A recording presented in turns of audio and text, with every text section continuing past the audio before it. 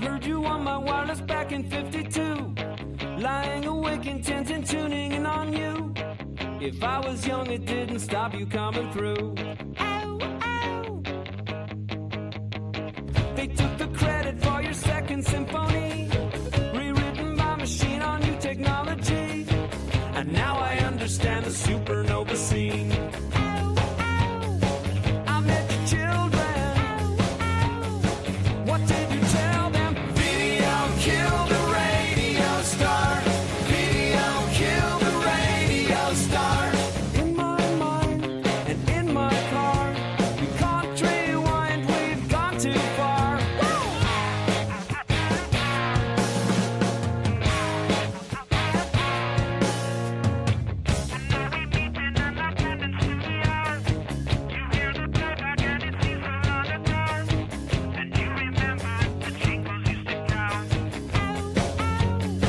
You were the first one. You were the last one. Video killed the radio star. Video killed the radio star. It's in my mind and in my car. We can't rewind, we've gone too far. Too far.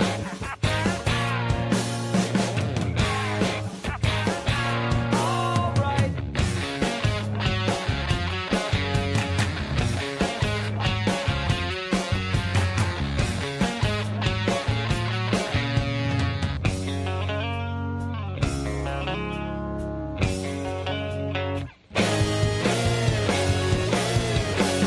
Video killed the radio star.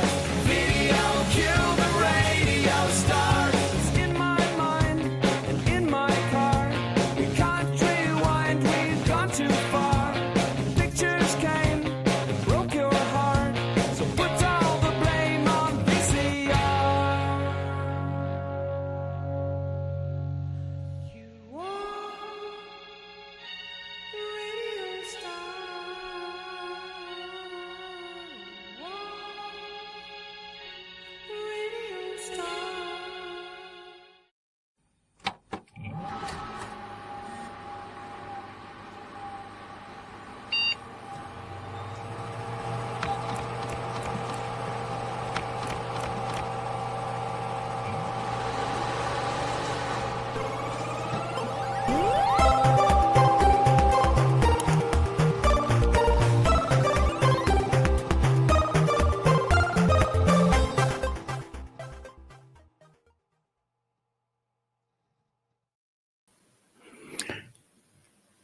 Hello, Internet. How are you all doing?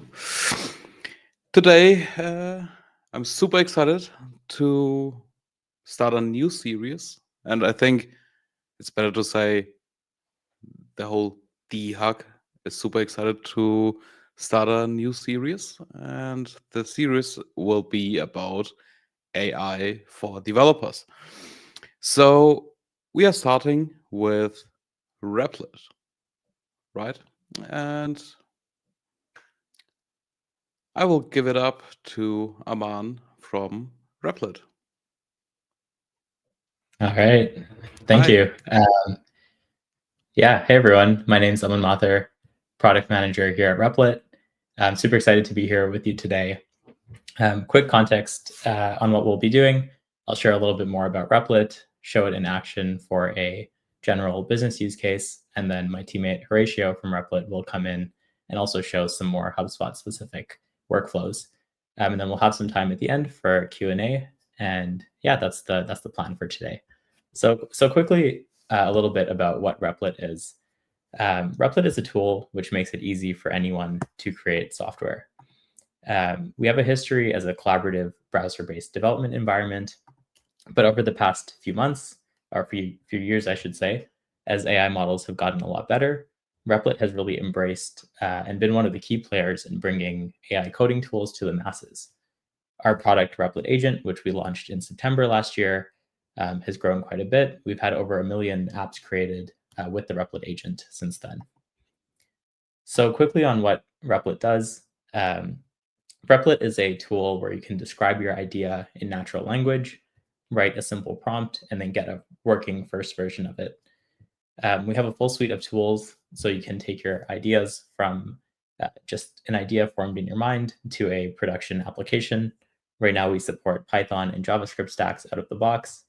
You can also deploy your project directly to Google Cloud Infrastructure, and you can also connect a Postgres database, which is backed by Neon. All of this is available directly from your web browser or any mobile device with our native iOS and Android apps. So Replit has this big mission of enabling the next billion software creators, and emphasis on the word creator there, because our whole thesis is that as models get better and as models progress, what making software looks like is actually going to change quite a bit. We started out focused more on education and educators. Then we worked more with professional engineers and developers. And we've kind of landed in the space of what we call citizen developers, who are people with a less traditional coding background, but who are excited to build and excited to learn. These are often folks on design teams, product teams, data, marketing, anyone who has software-shaped problems and wants to build solutions quickly. We also have a large user base of engineers and developers who use Replit to build 0 to 1 projects and to test out new ideas, and who also use the core kind of editor and IDE functionality. So I'm going to jump into a quick live demo here. Hopefully everything works well, and I'll show you a quick example of how Replit works in action. So what I'm going to show here is an example of me building a site for my startup, for example, which helps companies do SEO and email marketing. So I'm going to be showing a pretty general use case of what some of our business users coming in may want. And the goal here is to create a site which helps us capture leads and helps us create an intake form for people who are looking at our business. So I'm going to write making a site for my startup, which helps companies do SEO and email marketing. I'll say the website should include an intake form for me to capture leads. So I could go ahead and start building directly here. What I'm going to do is actually press this improve prompt button. Improve prompt basically helps rewrite this prompt in the language of the Replit agent. So it allows it to split it out into a few core features, also give visual references and style guides based on the vibe that I'm going for. Here you can see it actually picked out HubSpot as an example of something to get inspiration from, since it's relevant to HubSpot as well. I can also choose specific colors or fonts that I'd like.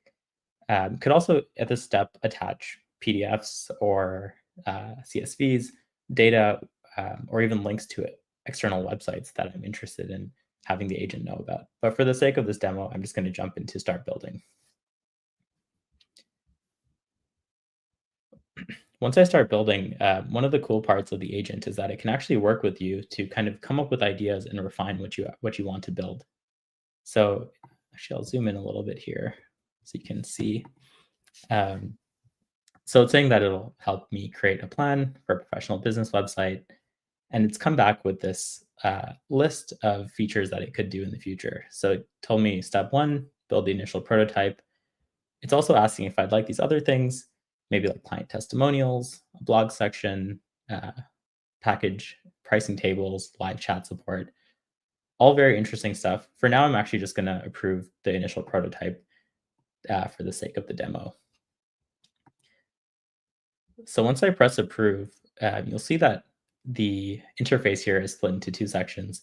So there's the chat, which should look fairly familiar if you've used ChatGPT or Claude or any other AI tool. Chat is the main way that you interact with the agent. The cool thing here on the right side, though, is the progress section.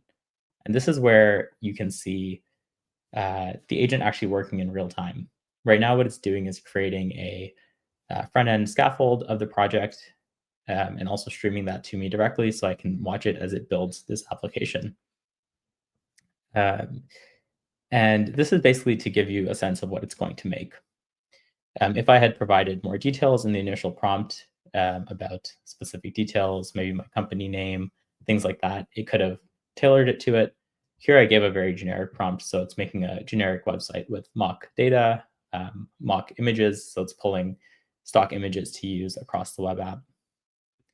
And yeah, it's basically building out the full scaffold here. This process usually takes 5 to 10 minutes for it to build the full thing. with a mock backend that it hooks up to this front end as well. So while it's doing that, I'm actually going to flip over to an example, which I just started right before I joined the call, just so that we had something ready that I could iterate off of. So very similar to what I just did in this other tab, I started this out with a similar prompt asking about a landing page for a startup focused on email marketing and SEO. This is what it came up with here. So it made this page. Fairly straightforward landing page, but you can see it's done a pretty good job. I noticed here in this form, some of the titles seem to be missing. So I'm going to show you here what I would do to go ahead and fix that. I can actually use this element selector, select this form label and say, the labels in the form seem to be white and I can't see them. And it'll go off and work on fixing that.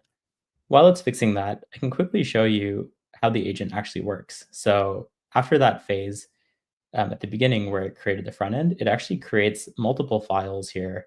So you can see all of the files being created. You can actually click into them and view a kind of overview of the progress that the agent had as it was working. So you can create it. You can see it created multiple server routes, created the front end React components. This is built using like an Express server and a React front end. You can actually see the breakdown of everything that is done in multiple steps. Obviously, you could collapse that down if you're less interested and just focus on the chat itself. But here you can see the breakdown of what it was doing when it was initially building. You can also see the full file tree. So if you want to go in and actually edit a line of code yourself, you can open up a full editor directly here on Replit and make changes yourself. But again, most of our users these days are just interested in getting to the output and seeing the agent work itself. So it looks like it's made that change. You can see that I sent that initial message. It gave me a little bit of confirmation that it saw the issue. It updated the form labels to ensure that they're visible against the background. Looking at the earlier fields, it's still going. So I think it's finding some more issues that it may have had there. And now it's actually checking. So the cool thing about the agent is that it can take screenshots as it works. So let me jump down here to one of the later examples. So you can see the agent actually takes a screenshot of the page as one of its tools to see the page in the same way that you're seeing it and make sure that it's done what you wanted to correctly. So now if we go down there, looks like things are working as normal. So I can go ahead and fill this form and submit it. But that data wouldn't actually go anywhere right now because I haven't created a database in this application yet.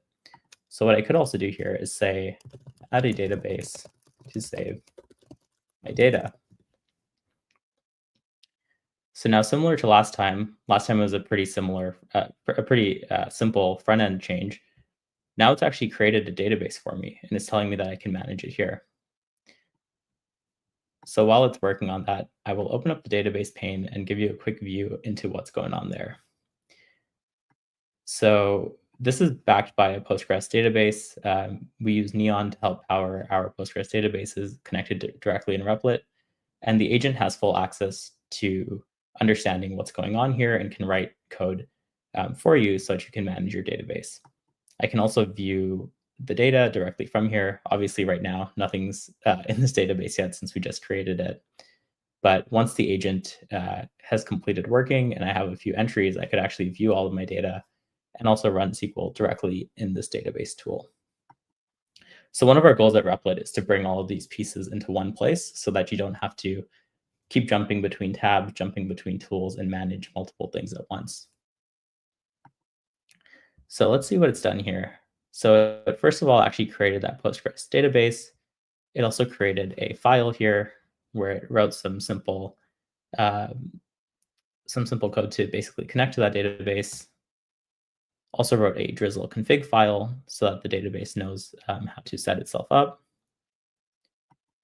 It's also installed some packages. So Replit uses Nix as a package manager and can also manage all of your dependencies. So the agent has the ability to go out and install packages as necessary to ensure that your project can run successfully.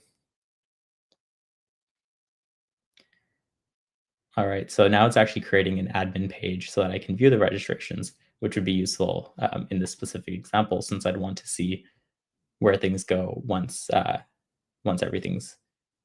people start submitting in their intent.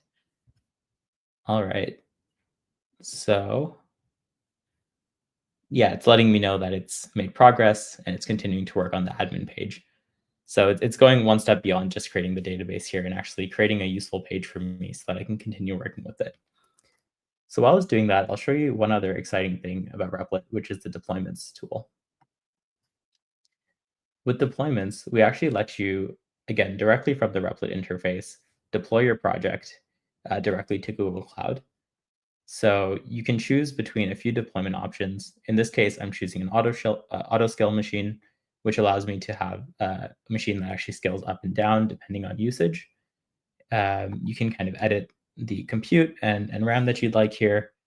I'm just going to leave it at the default settings for now. You can choose number of machines. From there, you can approve. You can connect a domain. So for this website, I don't even know, it gave it the name Growth Pulse. I could call it something I'd like, for example, growthpulse.replit.app, and I can actually deploy that directly from here. And this kicked off a new deployment for this project. So this would take a minute or two to deploy. And as soon as it's deployed, it would be live for anyone to use. So, I mean, right there, I think it's been a little bit, maybe less than 10 minutes. I've actually shown going from entering a simple prompt, seeing the web view, making a quick change, setting up a database, and deploying a project all in one place, all in one go, which would typically take, I mean, it could take, and this is, again, for a non-developer, someone who's maybe never coded before, who's able to do this in just a few minutes. So pretty exciting, the direction that things are going in. And from here, I could also connect a custom domain. Once this finishes deploying, I could actually link my own domain to build my business from here. So yeah, that was a quick example of what things look like on Replit. And this is a tool that's been being used by millions of people around the world today. Like I mentioned, across developers, non-developers, in this like citizen developer category that we have. I just want to quickly see if this admin panel works yet. It would be cool to show the database working. It looks like it's found an error and it's fixing the error around the admin page. But you can see here that the database is connected. So as soon as it finishes, oh, and I can see here I have now a users table and a webinar registrations table, which is great. So it's making its way there. Okay, nice. So I can see the users table. Let me try registering. See if it shows up here. Ooh. Getting that same error again. Okay, once it finishes here, I would tell it to fix the text and then fix the database. But let's jump back to this deployment.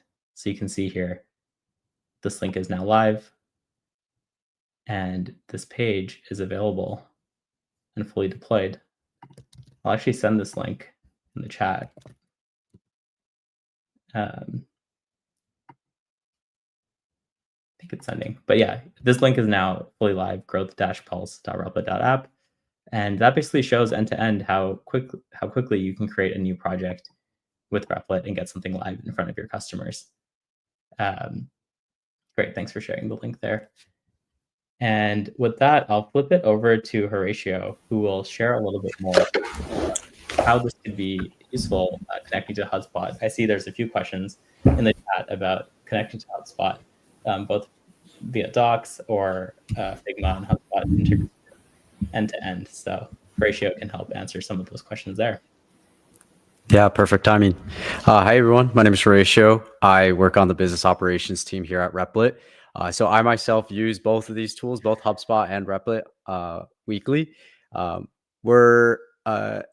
I've been around for about 3 years, so I've done everything from revenue operations to sales to a lot of things in our go-to-market team.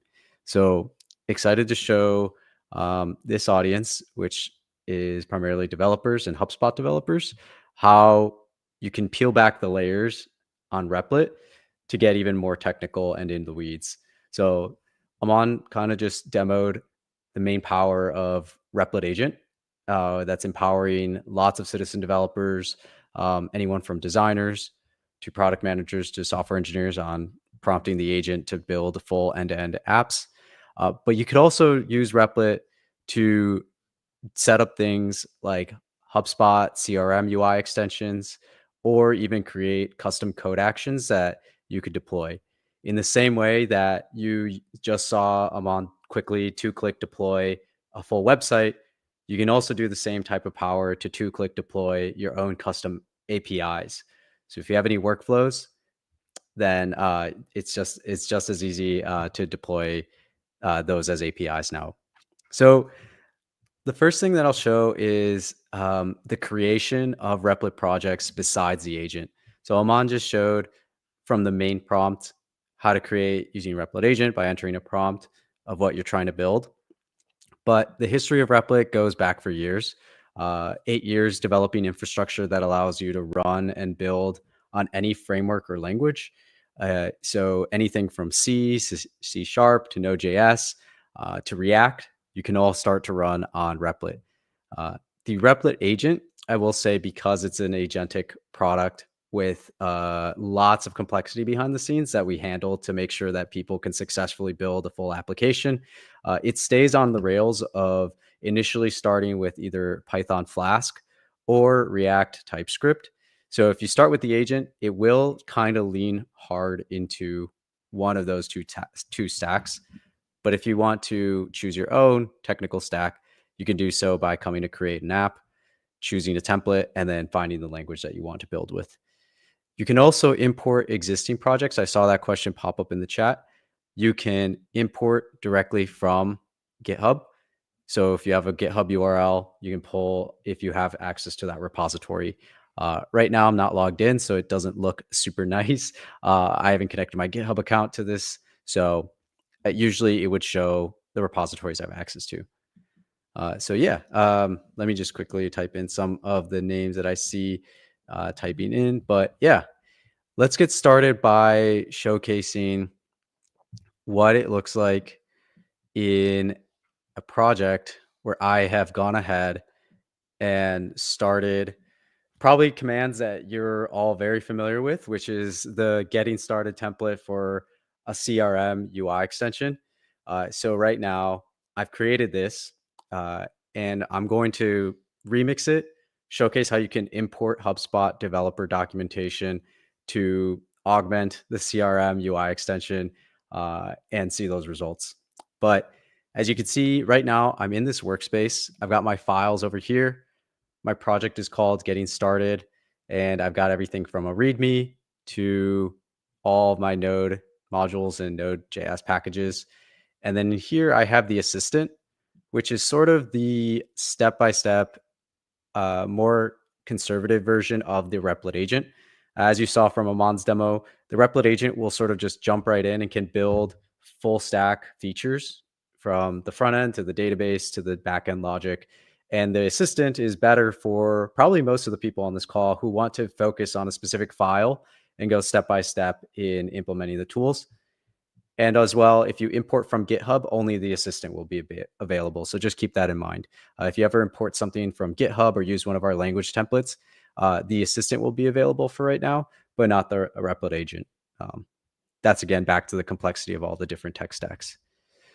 So some quick background. So I developed this, and the other cool thing about Replit is that all of the packages that I've installed, the same Node version, and everything that is running on this REPL in this application, I can share directly with anyone. And we never have to worry about what version of Node.js they're running on their computer or what version of Python they're running on their computer. On Replit, you can literally post and share things, entire runtime environments as templates that other people can take and remix and use for their own.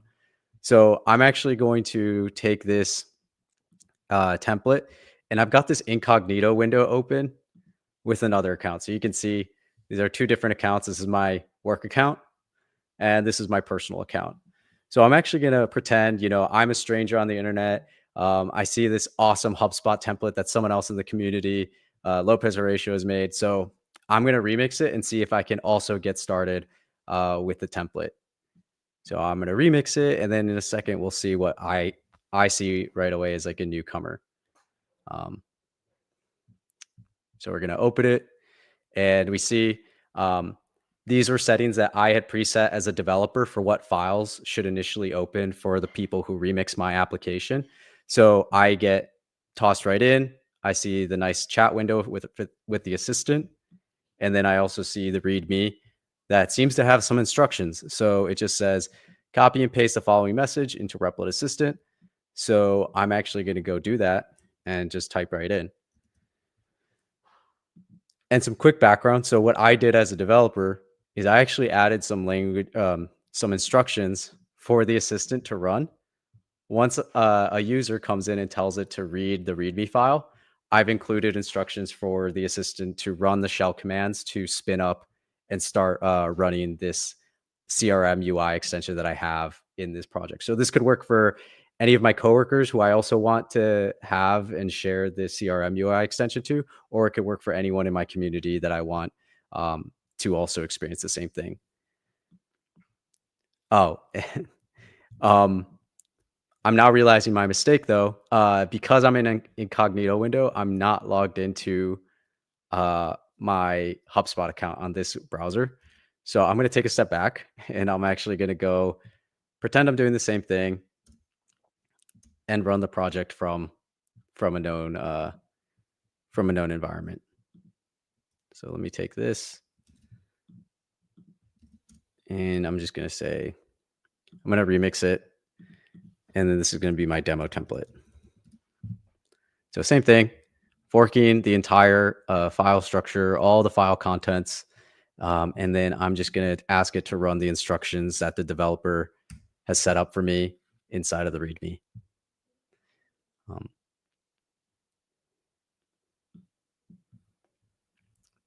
All right, so let's run this. And you can see it's got the shell running inline, but you could also run the shell and all of these commands right within here. But just for this case, I'm just going to do it right from here. I'm going to click yes. And then go to my dev sandbox. And then obviously I'm going to deprecate and deactivate this personal access token after this call. Let me close this tab and stick with here. Run it. I'll just use the same default name. I've authenticated and I'm just going to go ahead and click run to start running the project.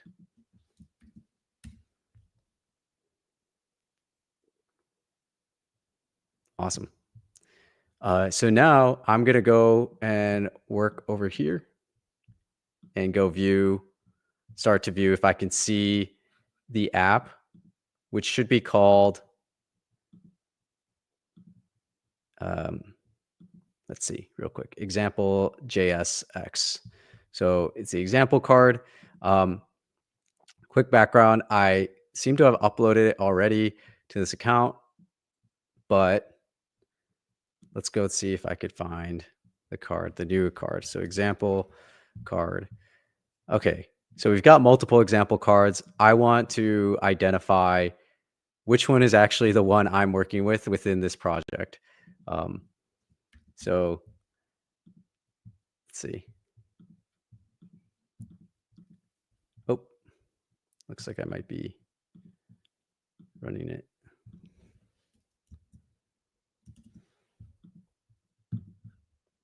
Let's see.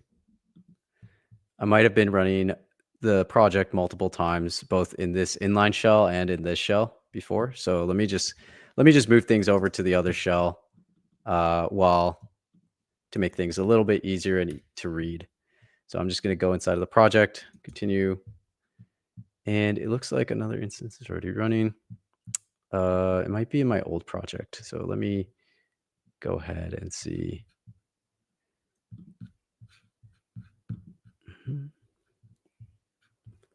It's not running in here. I might be running it in this one.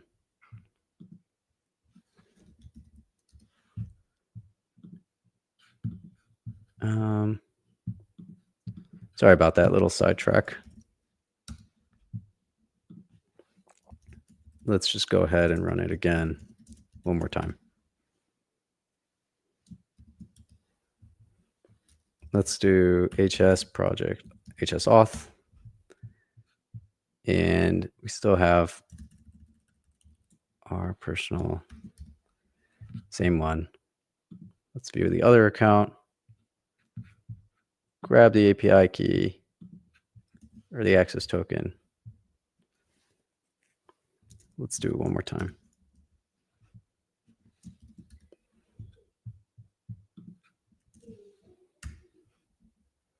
Okay. One more time.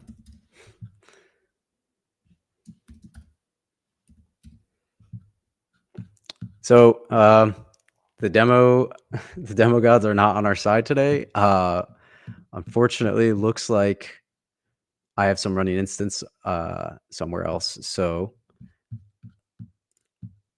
I'm gonna have to take another alternative plan, which is jump right into, instead of showing the example card and how we would run it and show how it's running in project in development mode, I'll at least demo how I would plan on plugging in other components that I would want to incorporate in my UI extension. So really quickly, we're all probably familiar with the getting started CRM card, which is seen here. If we go to contacts and I open,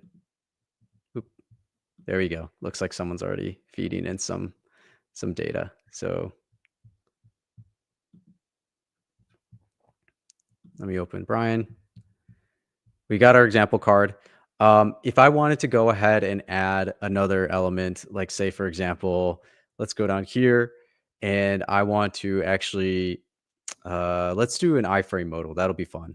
And then I want to see if I can actually embed instead of Wikipedia here, I would want to embed replit.com. So let's see if we can get the project upload to work. So I'm going to start a new chat and I'm going to say, within my CRM card, CRM UI extension, I want to add a iframe component. And then all I need to do to give it context to HubSpot documentation is just paste that URL, click get context, get the content. It's scraping it, pulling it in, learning everything that it needs to know about this component, at least whatever's on this page at this URL. I click enter, and then I'm going to let the agent give it a shot to actually go and build out all that React component in the way that the HubSpot docs say to. So in a second here, it's going to go straight to my example.jsx file and then implement those changes. So I'm going to go here, and then we're just going to give it a shot for whatever it decides on. I'm going to clear my shell right now.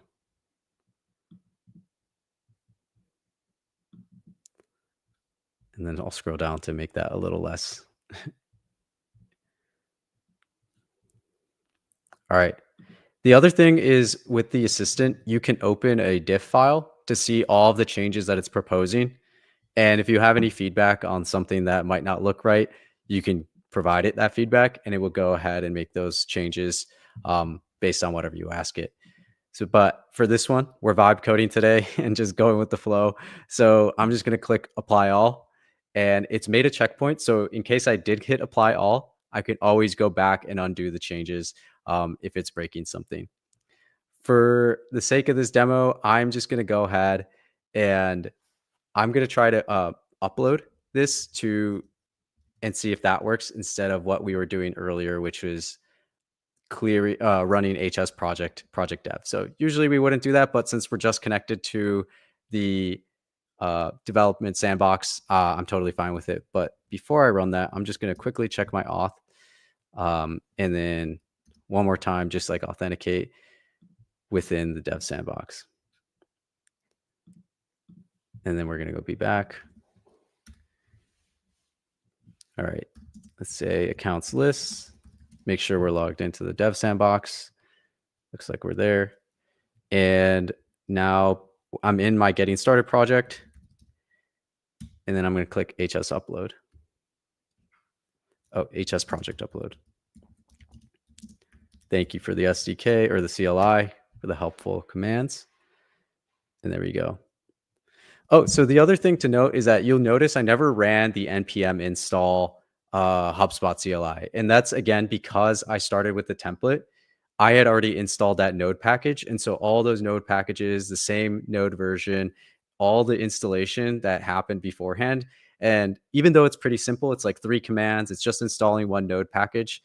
The same complexity, the same thing will translate to even more complex projects where you might have installed multiple dependencies that future teammates might need, or some of your clients might need. If you're sharing a code template like this with them, they could just jump right in, hit run on the REPL, and start working with the same exact code.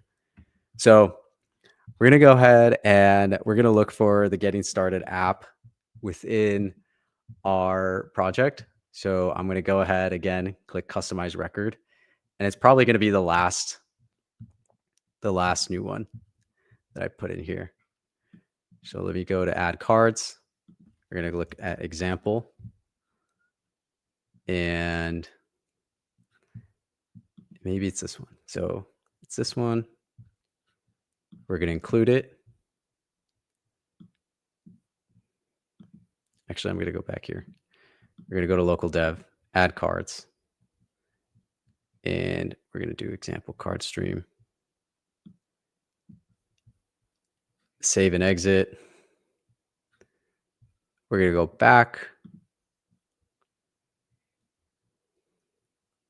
Okay. We have this. Okay. Sweet. So we got the modal working. Albeit we couldn't get HS project dev to run. But that might be due to networking issues because because HubSpot's probably not used to a non-local dev machine to run. Since Replit is completely running in the cloud, there might be some configuration things that we'll probably work with the HubSpot team to figure out so that we make sure that your experience is seamless. But as of now, HS project upload should work. But yeah, I think I'm going to pause there, just given that unfortunately another demo that I had in mind was also causing some issues. So I'll leave it there. I think the main framework is there of you can start a project, you can share the exact same packaging with anyone, including clients and internal teammates. And coding is just as easy as, or coding up a new element or a new component is as easy as just linking to the developer docs, clicking enter, and letting the agent code it up for you. So even if you're not a React savvy developer, all you need is the HubSpot docs, which they're some of the best. So just link them in there and the assistant will run it for you. Awesome. All right, I'm going to bring a few people up stage and let's go into a little bit of a Q&A. First of all, amazing job. Let's get rid of this screen and focus on you all. All right, before I actually start taking any questions, is there a best way to use Replit? Are there things like gotchas we want to avoid? Are there things we want to be aware of? You've done this 1,000 times, so you just do it by rote. How should we interact with it and make sure that we have the most success possible? I can. Oh, sorry. Let's open to both of you. Horacio, you were unmuted, so you get it. Oh, sounds good. So I would say whenever I'm talking to a non-technical audience, which I know most of the audience is technical, but what will happen is Replit's an amazing tool to collaborate with your non-technical teammates. So if you ever hand this off to someone else to build an app or try out Replit, the best thing that I give, the best type of advice that I give non-technical people is start with the general idea, meaning your core objects for your application, such as your pages and then all of the objects within there. Then you can implement the database and backend, and then you implement authentication. That's sort of like the order of operations for building really any software. For you, that might seem really, if you're a technical person on this call, it might seem pretty straightforward, but just those 3 orders of operations could help a lot of headache for non-technical teammates who might give this a go. No, I totally agree. The concept of vibe coding, like you kind of forget that sometimes. You just go straight into what you want to be doing, and you forget that order of operation. Exactly. And if you give it too much or you try to do too much at once, you know, the LLMs that we have today are kind of just at a certain state. The other thing there is, I mean, the more specific and niche the topic is, obviously LLMs will know less about it. So just being able to provide the additional context as needed.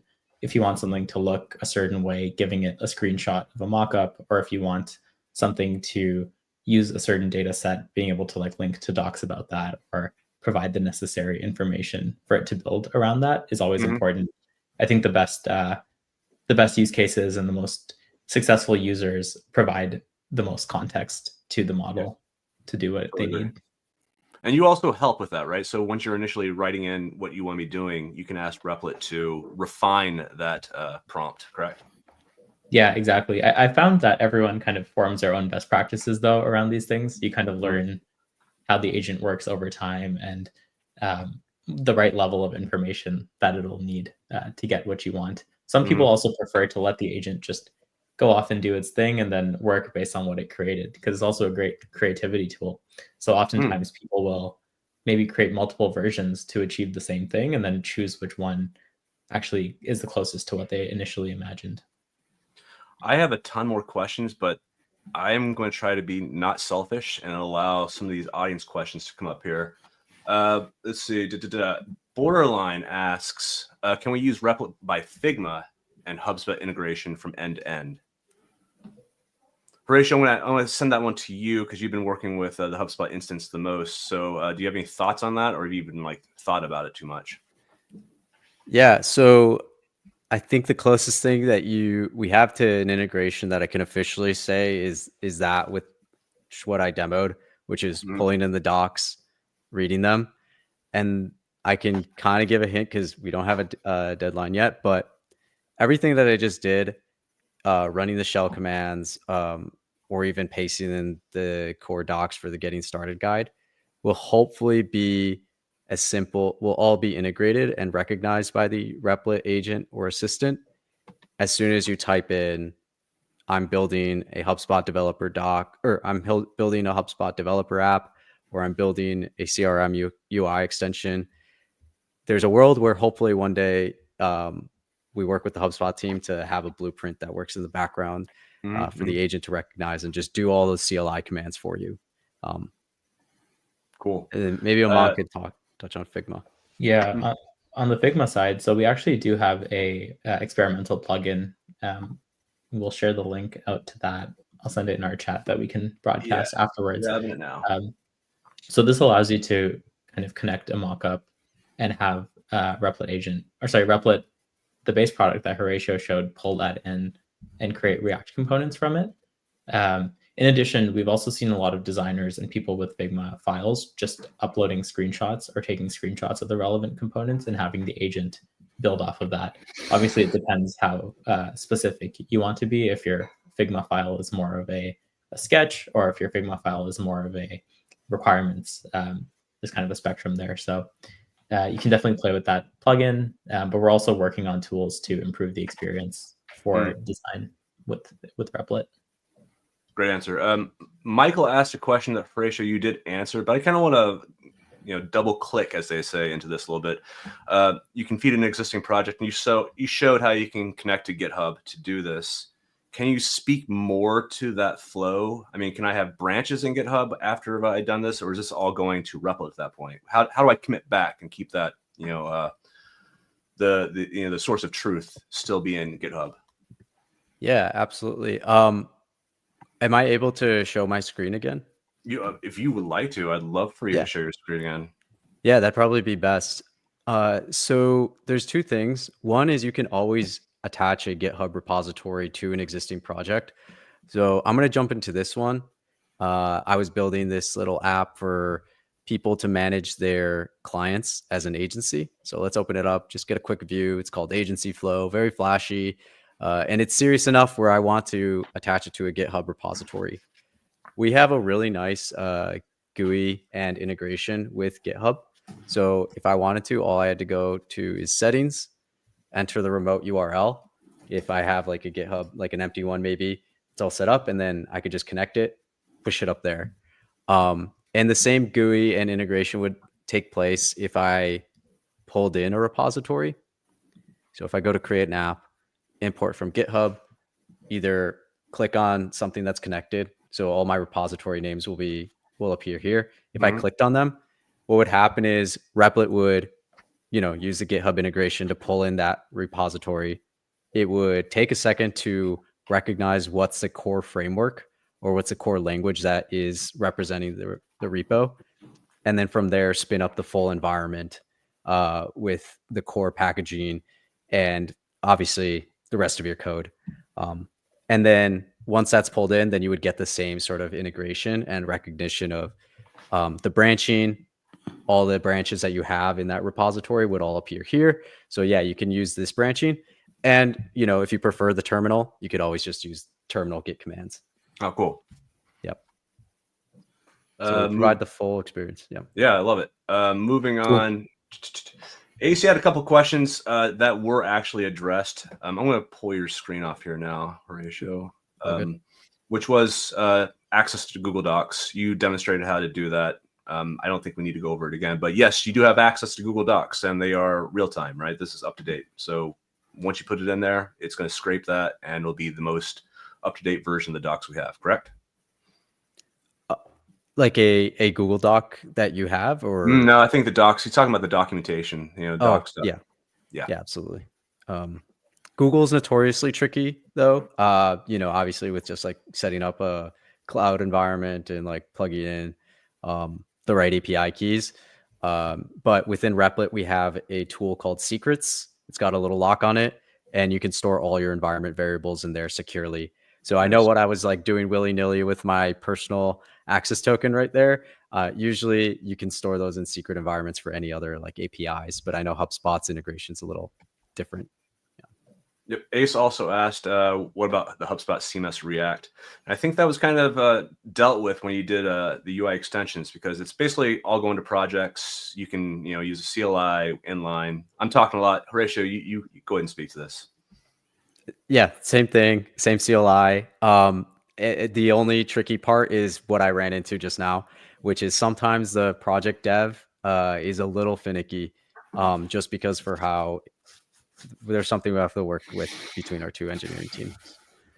Moving along, Julie has, what if a command fails? How's it going to debug itself? If that was in reference to the agent, like I showed, the agent can kind of take screenshots of what it has produced. It also has access to the console logs.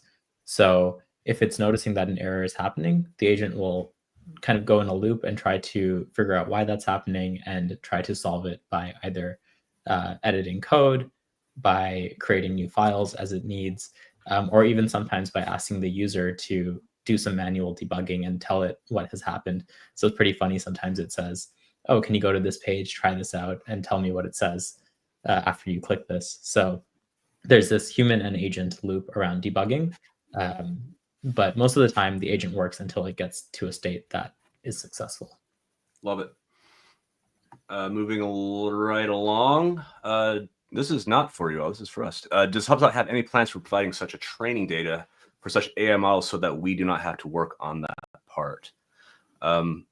Yes, I think everyone is at this point, right? If you have to be able to be ingested by AI. I don't have any specifics on it, but I know that it is in the minds of people.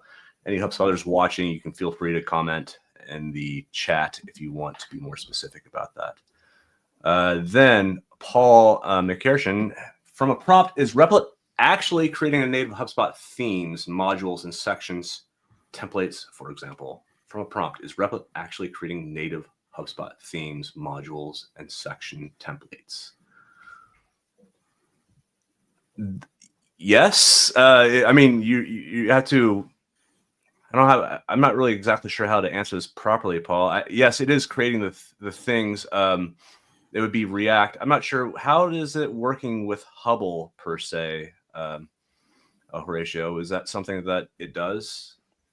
To be completely honest, I've really mainly stuck with the React components. But it could probably figure out if you just give it a link to the documentation or the theme or the component you're trying to create, plug that in right from the HubSpot docs, and it'll figure it out.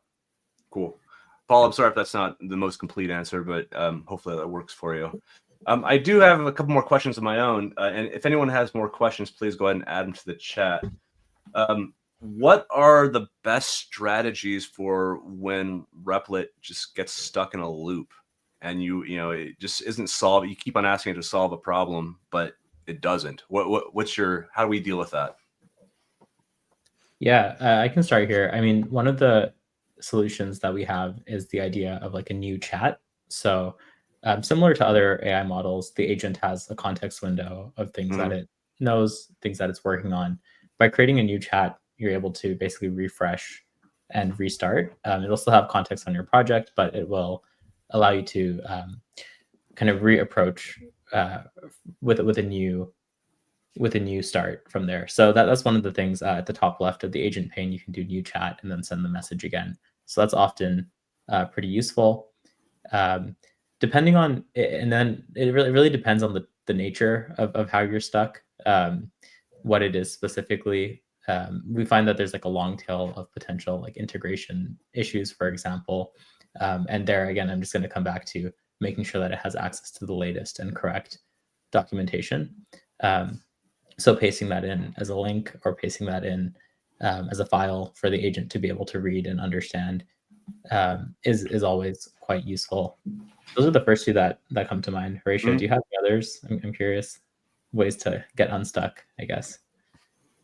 Yeah, one method that I've recently been trying with customers who call in and maybe get stuck is I actually switch to the assistant, the blue one, and I make a prompt that's kind of along the lines of, I could probably share it later with Dennis to share in some format, but it goes along the lines of describing the problem that you're facing, the bug you're facing in, as much detail as possible.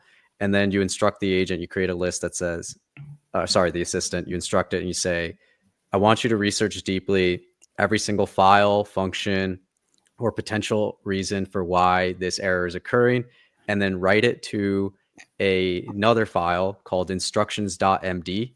So it's basically instructing the assistant to write a report into a markdown file in the project. And then you start a new chat with either the agent or the assistant, and you say, hey, I'm facing this bug, fix it. But before you start, take a look at instructions.md and then reference those to then go and try to fix the error. So it's kind of like a 1-2 punch. Yeah. You try to get a meta prompt from the AI itself and then re-prompt the AI with the, the technical details that it just created. Cool. I want to go over to your deployment, and something just had a red flag when I was watching you go through that.